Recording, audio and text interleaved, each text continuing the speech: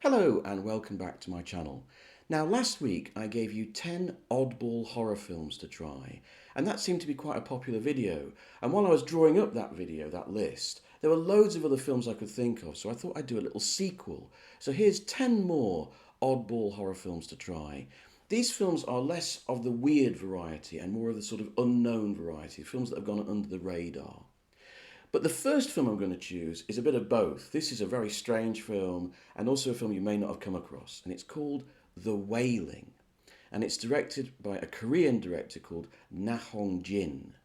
I knew nothing about this movie going into it. Thank God for that, because this is one of those movies that is best experienced on the hoof. The less someone tells you about it beforehand, the better. So I'm going to give you a very small précis of the plot. Basically, it's set in this little Korean village, and the cop in this village is a bit of an idiot. So it's got a kind of comic relief almost hero, which offsets the rest of the film. And a weird disease breaks out in the village, and people start murdering each other in horrible ways. At the same time, a Japanese man, an alien, an outsider, has taken up residence in the woods, and people believe that he's a kind of witch or a demon. Now, I'm not going to tell you any more, but you can see that the story might be going down a particular route where this sort of outsider suffers prejudice, and that this might be a film sort of overturning that prejudice. It's not as simple as that. This is a very complicated movie. It's 2.5 hours long, and it needs those 2.5 hours to take you on its roller coaster journey. It's a film that changes. It starts out as being this investigation of this disease, then it becomes almost a witchcraft movie, and then it just keeps developing and keeps developing, bringing in elements of Korean faith and mythology. It's absolutely fantastic. It's scary, it's funny, it's clever, it's mad. One of the best horror films of the last 20 years. So if you have not seen it, please try it. It's fantastic. It's a blast. Another of the best horror films from recent years is Under the Shadow. Now, this was the debut film of a British-Iranian director called Babak Anvari. And it's a very impressive debut feature. It's cheap, it's very cheaply shot, and it's almost all set inside this one tower block. But it's a very impressive movie. And it's set in Iran in the 1980s after the Islamic Revolution, during that endless war between Iran and Iraq. And the people inside this tower block are under constant fear of bombs, and shells exploding. And it's about this young woman trapped with her daughter in this apartment. And they start to believe that the apartment is haunted by a jinn. This is the demons of Islamic mythology. One of the things that's interesting about the film, it's interesting to get out of this, this Christian theology and mythology that we're used to, and into a different mythology with different imagery. The way that the jinn appears in the film is very arresting and visually fascinating. It's a very, very enjoyable film. It sort of went under the radar when it came out in about 2017. I think it's excellent. It's a great debut film. It's an unusual horror film that takes us into unusual territory. It's set in Iran. It was actually filmed in Jordan, and it was mostly financed in the UK. So it's a strange kind of hybrid, but it's well worth checking out. Another sort of more recent film, this was from 2008, is Like Mungo. This is an Australian horror film that I just caught by accident, and it really impressed me. It's one of these kind of films. It's like a sort of mockumentary. So it's sort of like it's like a sort of documentary taking you through this case, and it's about this family, and the 16-year-old girl in this family drowns in a lake, seemingly accidental causes. But then they start noticing that in photographs of their backyard and everything, she seems to appear. And what I like about this movie, I'm a sucker for those spirit photographs. Those photographs where someone's taken a photograph of someone at a wedding, and then in the background is a grandma who died 30 years ago. I love that kind of thing. I'm a sucker for that. So if you like that kind of thing, you will love this movie, because it's about how this girl's face keeps appearing in photos, which is very, very well done throughout the movie. But the other reason I like this movie is it's a movie that combines the very, very old, the ancient, with the very, very new. So it's a very new kind of found footage, mockumentary style film, playing with, video footage and modern ways of representation. But actually, the story is very, very old fashioned. Ghost stories from Roman times and ancient times. The ghosts will always coming back to the living to tell them something, to take revenge, or to show them where a pot of money is. And actually, this is a variant of that. It's a very modern film using an old storyline where a girl seems to be coming back from the dead to tell the truth about how she died. And I quite like that mix of the old and the new. So it's well worth checking out. But let's go back in time now. Let's go back to the 1950s and a film called The Zombies of Mora Tau. Now, this blew my mind. A few years ago, this came out on Blu-ray from Arrow, a great cult Blu-ray label. And I couldn't believe it. This was a real sort of 50s B movie, cheap as chips, sort of slightly wooden acting, very wooden sets, full of all those things you get in terrible horror films, like those info dumps where, a professor goes, "Jeff, zombies are members of the undead. They're called into being by their spirit masters who get them to do work for them." "Really, Professor? How do you kill a zombie?" "Well, Jeff, the only way you can kill a zombie is to actually kill them, etc." And this is one of those kind of movies. And I couldn't believe that Arrow went to the lengths of making a really beautiful Blu-ray version of it, but there it is. They did. And I watched it just because they'd done that, and I thought it was very good fun. It's not really a zombie movie as we understand it. It's not a George Romero zombie movie. It's really a treasure hunt movie. This band of, treasure hunters, and desperados looking for this cask of diamonds in this underwater, wreck. But this underwater wreck is reputedly, guarded by zombies. And there are zombies, and they're very silly zombies that sort of, that kind of zombies. But one of the things I like about this movie is it gets there about a good 20 years before Lucio Fulci in Zombie Flesh Eaters. It gets to underwater zombies. The zombies are underwater protecting these diamonds. I thought Fulci had invented this in Zombie Flesh Eaters, in that famous sequence with the zombie underwater right at the beginning. But no, Edward L. Kahn got there first.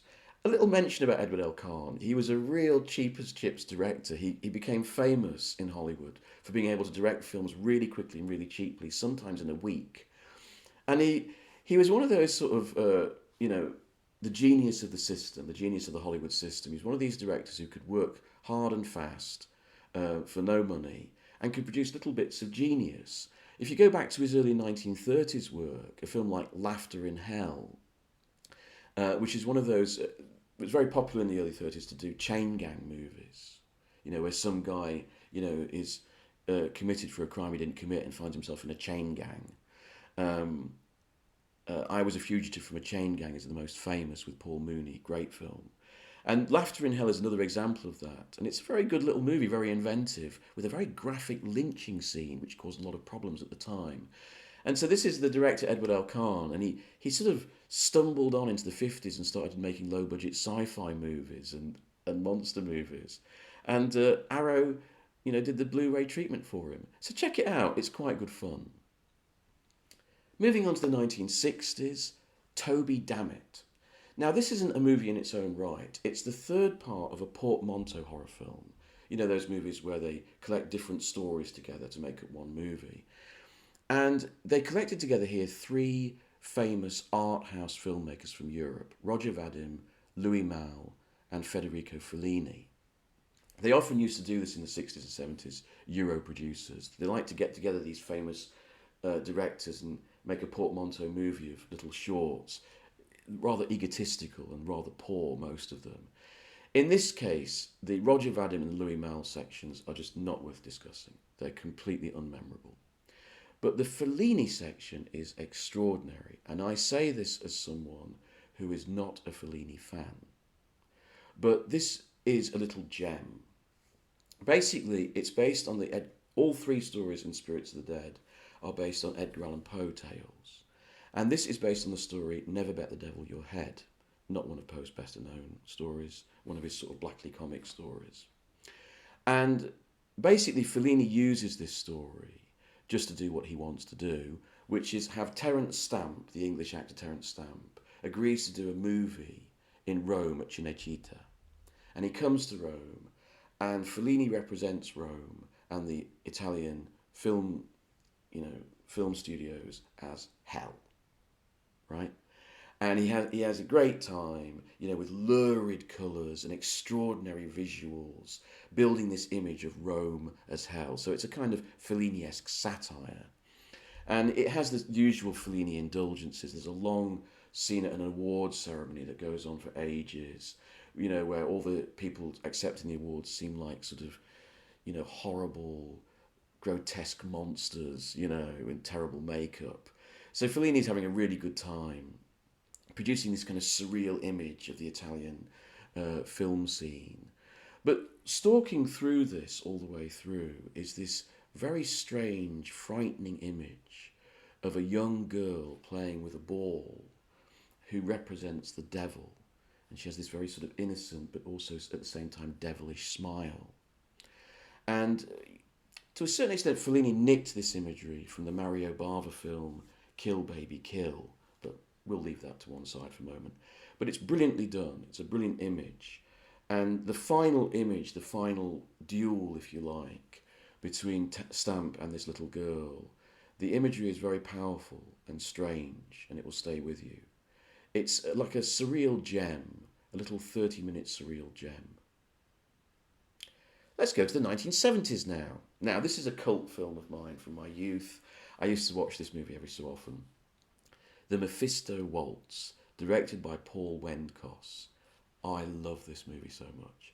It's silly. It's a very silly film. But, as you know, regular viewers of this channel will know, I love everything to do with the occult, Satanism, witchcraft. And this is a movie where Alan Alda and Jacqueline Bisset are this, they're this very wealthy middle-class couple living a life. Alan Alda is a pianist. And they meet next door along is this brilliant older pianist played by Kurt Jurgens, who has a mysterious secret and a very young companion, very young wife. And we realise as time goes on that Kurt Jurgens is actually a Satanist who's managed to keep himself going for years and years immortal by stealing people's bodies. And he wants to steal Alan Alda's body. Now, this movie is very, very silly. It's really a movie for Jacqueline Bisset buffs because she is so wonderfully sexy in this film. There's a scene where she invokes Satan while squatting on the floor of a hospital ward, which will remain in your minds for a very long time. It's a very silly film. As a teenager, I found it quite sexy because these people who consort with Satan are supposed to be fantastic in bed. And Kurt Jurgens, when he's taken over Alan Alda's body, Alan Alda with Kurt Jurgens inside him turns out to be amazing in the sack. It's very stupid. It's very sort of 70s, soft porn, Satanism, which I'm all for. I think that's great. So if you're into the mood for that kind of silly Satanist, satanic panic kind of movie, you'll have a great time with this movie. Let's go to the 80s now. And we're going to stop off at The House of Clocks. I forgive you if you've never heard of this movie, because it is so bad. I can't believe I'm picking this movie. But this is a guilty pleasure of mine. Lucio Fulci was hitting hard times, and he agreed to do a TV movie for Italian television. But eventually it was so gory that they couldn't show it, and it went straight to video. It also went straight to video because it's terrible. But you know what? I find it really entertaining. And the reason I pick it is because it has a really good synopsis, which could have made a great movie. And you can see the ghost of a great movie all the way through. And what it is, these three punks break into a house late at night to nick the stuff and kill the old people inside, not knowing that the old people inside have a secret. They have a strange symbiotic relationship with their clocks. And their clocks, when the couple die, in sympathy with them, they start to go back. And they turn back time so that the couple can come back to life and attack the punks. But then, rather wonderfully, the clocks keep going back. And you find out that this couple have killed other people and buried them in the garden. And now these people come back to life and want to take revenge on the old couple. It's such a great synopsis. You know, some director could have made a really brilliant movie of this. Fulci doesn't make that movie, but it's a lot of fun. It's a real sort of bargain basement, guilty pleasure if you fancy checking it out. Staying in the 1980s, a British film now, Paperhouse.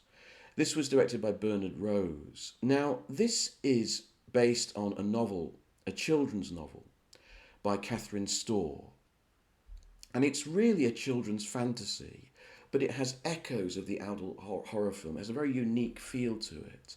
It's about this young girl, and she creates this world. She does this little drawing of a house with a little boy in the window, and then she finds that she can go into that world, and this weird crooked house of her drawings and this boy trapped upstairs because he has no legs, initially anyway. He can't, he's ill, and she forms a friendship with him, but there's something evil coming to the house. So it's a kind of child's fairy tale, but done with the knowledge of an adult.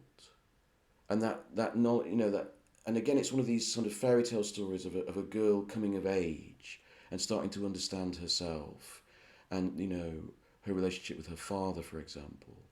And it has a unique atmosphere. It doesn't entirely work, but it's well worth checking out as a one-off. It was originally adapted by the BBC, I believe, into a series called Escape into Night, which you can now buy on DVD. Unfortunately, it was originally made in colour, but the colour episodes don't exist. You can only watch it in black and white. This original version, even though it was made for children's television, is actually kind of spookier because it's in black and white. The acting isn't as good, it's not as well directed, but it's worth checking out if you enjoy the story. I'm going to finish this video with two oddities.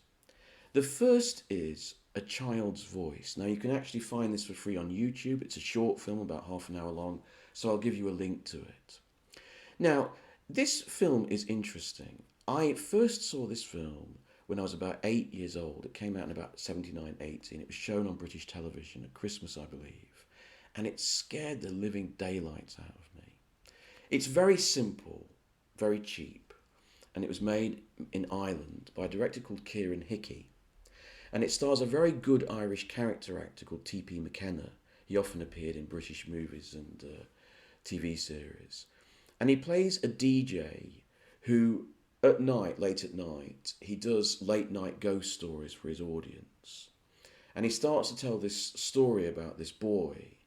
And then off air, when he's at home, he starts to receive phone calls from a little boy saying, "I would appreciate it if you would stop telling this story. I don't like it." And of course he dismisses it, and this builds to a climax where he himself, he's talking about this boy who's trapped in a wardrobe, I believe, and he himself becomes trapped in his studio, a box. So it's pretty simple stuff, but very, very effective. The reason why it's of interest is not just because it's a sort of forgotten little horror movie, but also because the screenplay was written by David Thompson of Biographical Dictionary of Film fame. And he actually mentions it in passing. If you look through this book, you'll come across a reference to a guy called Kieran Hickey, who just seems to be a mate of David Thompson's. And you think, well, what's he doing amongst this collection of great directors and writers and actors? But actually, he was the director of this little film, and Thompson wrote the screenplay for him. So for those of you interested in film criticism, it's an interesting little curio. You get to see David Thompson's own work. Finally, I'm going to finish with a documentary, a horror documentary. Yes, they exist. And this documentary was made in 2012. I saw it at the London Film Festival and thoroughly enjoyed it. It's called My Amityville Horror. And it refers, of course, to the famous case of the Amityville Horror. This was a case that happened in real life in Amityville in the US, where this family, the Lutz family, George and Kathleen Lutz and their children, moved into a house in Amityville and fled 26 days later in terror because of all these horrible things that happened. It was written up into a book by a journalist called Jay Anson, which I read when I was 9 years old. I was reading horror stuff very early. And then it was made into a film starring Margot Kidder. Is it Josh Brolin, I think? Very scary, not a very good film, but a very scary one. And all these years later, the son of the family, Daniel Lutz, was made the subject of a documentary. And it interviewed him. The film is a long interview and profile of him and how the case has affected him in his adult life. And clearly he's been quite damaged by it. He's living in a sort of trailer, a caravan, a car park. He can't quite get his life together. He's had to have therapy and counselling. It's a portrait of what happens to someone who goes through a haunting. Often we only concentrate on the haunting itself, and we either, enjoy reading about the ghost, or we enjoy laughing at these people believing this. But we don't take into account that people do go through hauntings. And whether it's true or not, they do experience the trauma of it. And this is a film about the trauma of a haunting and how it affected someone who was a boy at the time. And it's a very interesting, well-made documentary because it also looks very carefully into the Lutz family themselves, and particularly into the father, George Lutz, who clearly was a very troubled man. He had worked with the American military on psychological experiments. I think if I remember rightly, he'd done experiments with drugs, with LSD and so on, and was clearly a troubled man. And there's the faint implication in the movie that he may have brought these experiments home to his own family. And that what we're looking at here is less of a haunting and more of a dysfunctional family and a kind of abuse, really. So it's a very interesting film. It's not a silly film, gosh, let's talk about ghosts in Amityville, but a thorough profile of someone who actually went through a real life haunting. And I think it's worth your time. It's a very interesting film. So there's 10 more oddball horror films to try. I hope you find something there that you like or enjoy. And as always, if you enjoy my content, please like and subscribe. Thanks very much.